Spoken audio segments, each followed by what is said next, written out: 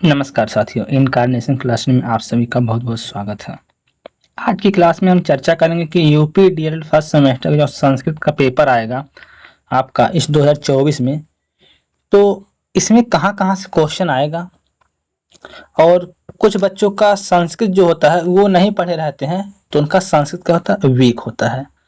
तो उनके लिए हम कुछ सीमित क्वेश्चन लेकर आए हैं जो केवल अगर इतने क्वेश्चन को अगर वो केवल रट लेंगे अगर ना, तब भी उनका बड़े आराम से जो है पार हो जाएगा। ठीक, चलिए हम देखते हैं कौन कौन सा क्वेश्चन लेके आए हैं। और अगर आपको इसकी पीडीएफ चाहिए तो आप टेलीग्राम चैनल से जुड़ सकते हैं। टेलीग्राम चैनल का लिंक हम इस वीडियो के डिस्क्रिप्शन बॉक्स में उसका लिंक दे दिए हैं। ठीक, वहां से भी आप जुड़ सकते हैं। और अगर आप वहां से नहीं जुड़ पा रहे हैं तो भी आप टेलीग्राम चैनल पर आप अपने सर्च करिएगा इनकार्नेशन क्लासेज। ठीक, वहां से भी आप जुड़ सकते हैं। चलिए स्टार्ट करते हैं। देखिए पहला क्वेश्चन है लिंग के प्रकार लिखित था लिंग की परिभाषा।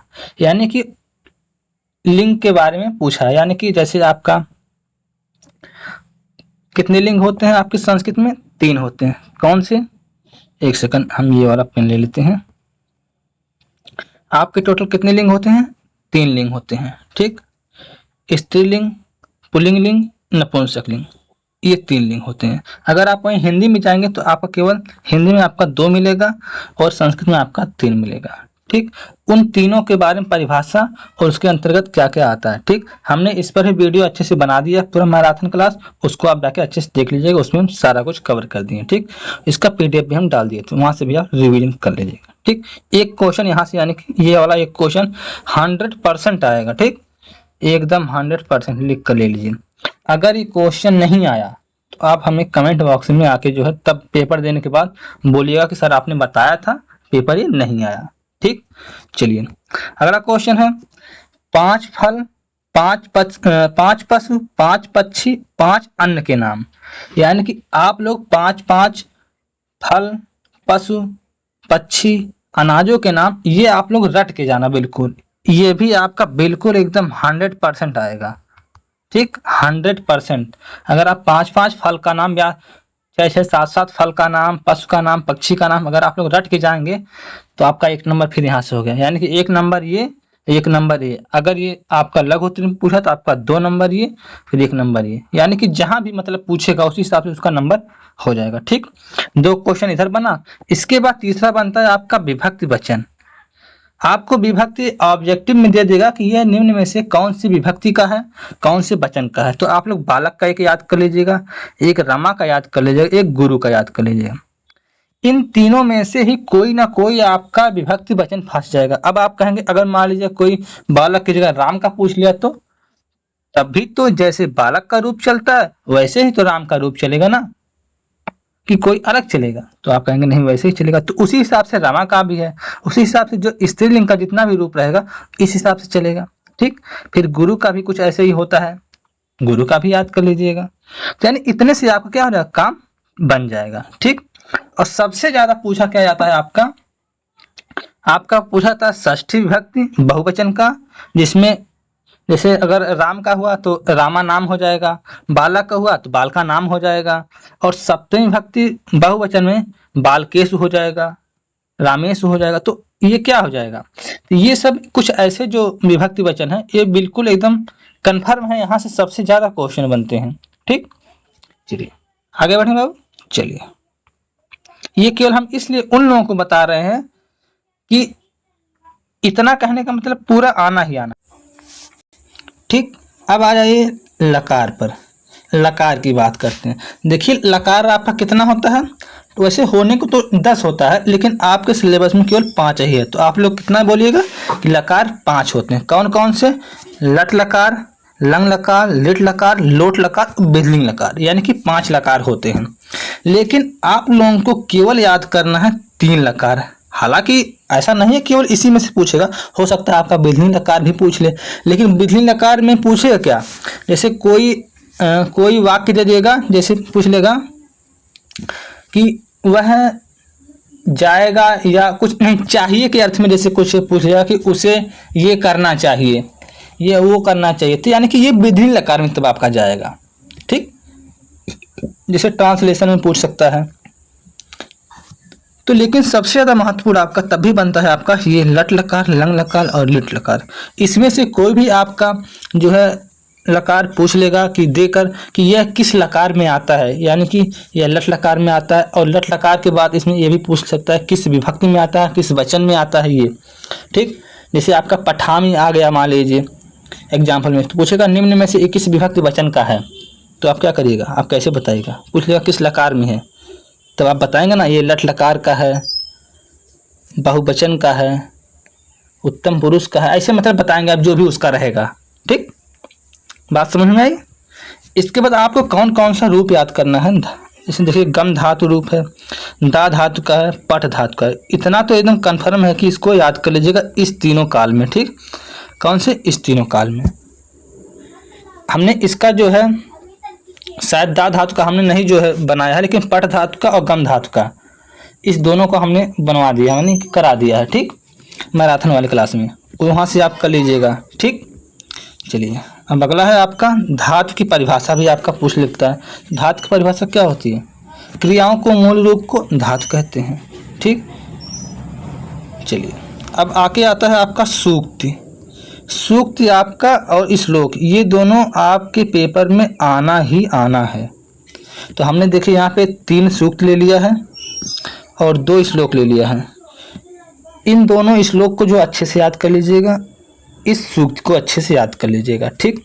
जैसे उदार चरिता नाम तु वसुधैव कुटुंबकम, अब ये है, अब ये आपको दे देगा, पूछेगा कि इसका हिंदी में अर्थ लिखने के लिए आएगा, तो आप लोग क्या लिखिएगा, तो आप लोग लिखिएगा अच्छे से कि उदार चरित्र वाले लोग जो होते हैं वो सबको एक समान अपने परिवार की तरह बिल्कुल मानते हैं, ठीक।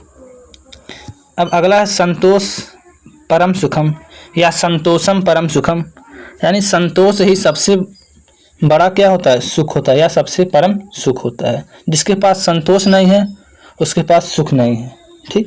तो इस प्रकार आप अच्छे से अनुवाद कर सकते हैं। इसके बाद अगला है हितम मनोहारी च दुर्लभम वचन, यानी कि हितकारी और मन को हरने वाले यानी कि मनोहर वचन बहुत ही दुर्लभ से मिलते हैं या बहुत ही दुर्लभ से बोलने को मिलते हैं, ठीक। अगला है आपका श्लोक, ये है सत्यम ब्रूयात प्रियम ब्रूयात ना ब्रूयात सत्यम प्रियम प्रियम च ना नृतम ब्रूयात ऐसा धर्म सनातनम, यानी कि ये इसका अर्थ ये हो जाएगा कि हमेशा व्यक्ति को सत्य बोलना चाहिए, प्रिय बोलना चाहिए और सत्य अप्रिय नहीं बोलना चाहिए। प्रिय च नृतम ब्रूयात, हमेशा प्रिय बोलना चाहिए, यही जो है धर्म सनातन, यही जो है सनातन धर्म की रीत है। यानी कि हमेशा कहने का मतलब हर व्यक्ति को हमेशा अच्छा बोलना चाहिए, हमेशा मधुर बोलना चाहिए, प्रिय बोलना चाहिए, है ना, ये सब है। चलिए आगे बढ़ते हैं थोड़ा सा। अगला है काक चेष्टा वकोध्यानम स्वान निर्जा तथैव च अल्पहारी गृह त्यागी विद्यार्थी पंचलक्षणम। तो अब इसका भी आपका पूछा जा सकता है, ये दोनों हमने गेस किया है, यानी कि हो सकता है इनमें से कोई आपका आ जाए, ठीक। अब इसके बाद अगला और आगे क्या, 1 से 20 तक गिनती। 101%, यहाँ पे लिखे क्या 101% आएगा, क्या 101%, 101% आना तय है। और कौन सी गिनती आएगी, सबसे पहला आपका याद करिएगा एकोनविंशति, यानी कि 19, क्या याद करिए 19 को क्या लिखते हैं, एकोनविंशति, ठीक है। इसके बाद जो है अगला है आपका संज्ञा सर्वनाम छांटिए। जैसे आप लोगों को उसमें ऑब्जेक्टिव में दे देगा, जैसे कि निम्न में से कौन सा संज्ञा है, कौन सा सर्वनाम है। जैसे आपका दे दिएगा ऑप्शन में तुम, वह, राम, मोहन, तो उसमें से आप क्या करना पड़ेगा, छांटना पड़ेगा वो जो पूछेगा, ठीक। इसमें से ये वाला आपका हो जाएगा, ठीक बाबू, बात समझ में आई इतना संज्ञा सर्वनाम वाला। चलिए आगे बढ़ें। अगला है आपका माहेश्वर सूत्र। माहेश्वर सूत्र हमने जो पिछली वीडियो में जो है उसको कराया है, उसको याद कर लीजिएगा, ठीक। वो जैसे क्या माहेश्वर सूत्र में आपका पूछेगा, कई बार आपको पूछ लिया कि लघु उत्तरी में कि माहेश्वर सूत्र 14 माहेश्वर सूत्र लिखिए, तब तो आपको पूरा कंप्लीटली लिखना पड़ेगा, लेकिन ये आपके सिलेबस में है नहीं, फिर भी लेकिन आ सकता है, क्योंकि 2021 में शायद या 2022 में किसी में शायद पूछा गया था एक बार, तो हमने इसको जो ले लिया है। और उसमें जो है आपका प्रत्याहार वगैरह भी पूछा जा सकता है, और यहीं से आपका स्वर और व्यंजन भी पूछा जा सकता है, ठीक। इसलिए माहेश्वर सूत्र आप लोग जरूर रट लीजिएगा, ठीक। इसके बाद आपका आता है शिक्षण विधियाँ, ठीक। शिक्षण विधियाँ तथा वाचन। अब देखिए वाचन क्या होता है। वाचन आपका दो प्रकार का होता है, एक अनुकरण वाचन, एक शास्वर वाचन। अब शास्वर वाचन क्या होता है, जो साथ साथ मतलब स्वर के साथ पढ़ना, यानी बोल बोल कर, ठीक, वो तो आपका शास्वर वाचन के अंतर्गत आ जाता है। अनुकरण वाचन वह होता है जैसे किसी भी कोई बात कोई सुना रहा है, उसी बात को बस दोहराना। तो जब आप दोहराते हैं तो यानी कि सुनकर, तो वह क्या होता है, वह अनुकरण के अंतर्गत आ जाता है आपका। और शिक्षण विधिया के आप जो है अच्छे से पैडागॉजी वाला सेक्शन जो है अच्छे से पढ़ लीजिएगा। यहाँ से एक ये शिक्षण विधि, और यहाँ पे एक और यहाँ पे देखिए संस्कृत में शिक्षण विधि जैसे श्रव्य दृश्य सामग्री, ऑडियो वीडियो के बारे में, यानी कि जैसे टेप रिकॉर्डर वगैरह का प्रयोग करते हैं शिक्षण विधिया में। तो यहाँ से एक क्वेश्चन, एक क्वेश्चन, ये दोनों क्वेश्चन मिला के आपका एक क्वेश्चन यानी कि 2 नंबर का पक्का 100% आएगा, ये भी शिक्षण विधिया से, ठीक। देखिए हम एकदम कंफर्म बता रहे हैं पूरा एकदम बिल्कुल। चलिए आगे बढ़ें। आइए अगला है ये बिल्कुल आपका संस्कृत में अनुवाद करिए। अब देखिए ये हमने 3-4 ऐसे अनुवाद ले लिया है, तीन इधर 3 इधर, ठीक। अब इस तीनों अनुवाद को आप अच्छे से कर लीजिएगा, तो इसी के आधार पे आपके और अनुवाद आपको पूछा जा सकता है। जैसे बालक हंसता है, बालका हंसती, गुरु को नमस्कार, गुरुए नमः, ठीक। बंदर दौड़ेंगे, वानर दौड़ेंगे, है ना। तो इसका आप क्या हो जाएगा, जो भी इसका लकार में जाएगा, देखिए यहाँ पे आपका इससे जो जिसमें होता है लंग लकार में, इसमें चला जाएगा, ठीक। दौड़ने का क्या होता है, संस्कृत जो भी होता है उसको आप जो है देख लीजिएगा एक बार। इसके बाद अगला बालक पैर से लंगड़ा है, तो क्या हो जाएगा, बालक पादेन खंजय, है ना। तो इसके बाद अगला आपका होता है पेड़ से फल गिरते हैं, तो क्या हो जाएगा, वृक्षात फल गिरना ना, तो वृक्षात फलम और पतंती, ठीक, वृक्ष से फल गिरते हैं। इसके बाद जो है अगला है आपका तुम कहाँ रहते हो, तम कुत्र निवससी, यह हो जाएगा तम कुत्र वससी, है ना, वससी ज़्यादा सही रहेगा इसका। चलिए अगर नहीं आ रहा जैसे, तो उसका आप वैसे ही हिंदी लिख दीजिएगा, लेकिन लिखिएगा जरूर कुछ ना कुछ। संस्कृत भाषा में वर्णमाला के बारे में, यानी कि आपका स्वर व्यंजन थोड़ा सा पूछ सकता है, क्योंकि हालांकि सिलेबस में है नहीं, लेकिन कई बार कहीं कहीं पे आपको पूछ सकता है, ठीक। तो हम नहीं चाहते कि ऐसा कोई सेक्शन ना बचे जो आपसे छूट जाए पेपर में। तो वो पूछ सकता है कि वर्ड को कितने भागों में बांटा गया है, तो आप तुरंत बता सकते हैं कि 2 भागों में बांटा गया है, एक आपका स्वर, एक आपका व्यंजन, ठीक। तो वैसे हालांकि है तो उसमें कई, फिर व्यंजन को भी कई भागों में बांटा गया है। जैसे आपका हो जाएगा कंठीय व्यंजन, तालव्य व्यंजन, और दुनिया भर का बहुत सा है ना, 5-7 भागों में बांटा गया है। फिर उच्चारण के आधार पे, ओठ के आधार पे, और मतलब तमाम है। तो उस सब के बारे में नहीं जाते, बस इतना ही केवल जानना है, स्वर और व्यंजन 2 भागों में बांटा गया वर्णमाला को, ठीक। आशा है कि इतने में आपका क्वेश्चन जो है, यानी कि आपका 18 नंबर का 18 क्वेश्चन रहता है ना, 18 क्वेश्चन रहता है 25 नंबर का। हमारे समझ से आपका 15 से 16 नंबर बड़े आराम से केवल एक इसी वीडियो से मिलेगा। केवल किससे, केवल इसी वीडियो से, केवल, और कोई भी एक भी वीडियो, सिंगल वीडियो नहीं देखने की जरूरत है। केवल इसी वीडियो 16 से 17 नंबर आपको मिल जाएगा, यानी कि आप पास हो जाएंगे बड़े ही आराम से, अगर आपने कभी नहीं पढ़ा तब भी, ठीक। अगर नहीं मिलेगा तो आप हमके कमेंट बॉक्स में आके जो है हमसे जो है वार्ता करिएगा, या कुछ भी जो भी आपको कहना होगा आप बोलिएगा एकदम बेहिचक, ठीक। तो चलिए फिर मिलते हैं एक नए वीडियो में, एक अच्छे से एक और हम शिक्षण अधिगम के बारे में थोड़ा सा हम उस पर जो एनालिसिस करेंगे, वो कहाँ से प्रश्न पूछता है। इसके बाद नेक्स्ट वीडियो आपका शिक्षण अधिगम पर ही आएगा, ठीक।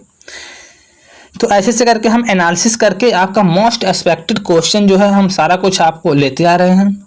इसके बाद जब आपका एग्जाम आएगा लास्ट टाइम, हम एक बार और गैसिंग पेपर, एक सब्जेक्ट का 2-2, 3-3 गैसिंग पेपर पूरा करवा देंगे। हम कोशिश हमारा यही रहेगा कि एज इट इज हमारे ही जितना केवल गैसिंग पेपर से ही सारा पेपर में फंस जाए, बहुत ज़्यादा हम पढ़ाने के चक्कर में नहीं पढ़ रहे हैं कि आपको सारा कुछ हम रटाएं, बहुत ज़्यादा पढ़ाएं, बिल्कुल भी नहीं। हम सोच रहे हैं जितना छोटे से छोटे में आपको हम पढ़ाएं, बहुत छोटे छोटे बहुत थोड़े में, उतने में आपका पेपर फंसा ले जाएं, तो हम मानेंगे कि हमने जो है कुछ अच्छा कार्य किया। ठीक है, चलिए, बाकी पढ़ाने के लिए बहुत से लोग पढ़ा रहे हैं, है ना, पढ़ते रहिए और लोगों के पास, और पेपर फंसाने का काम हमारा है। ठीक,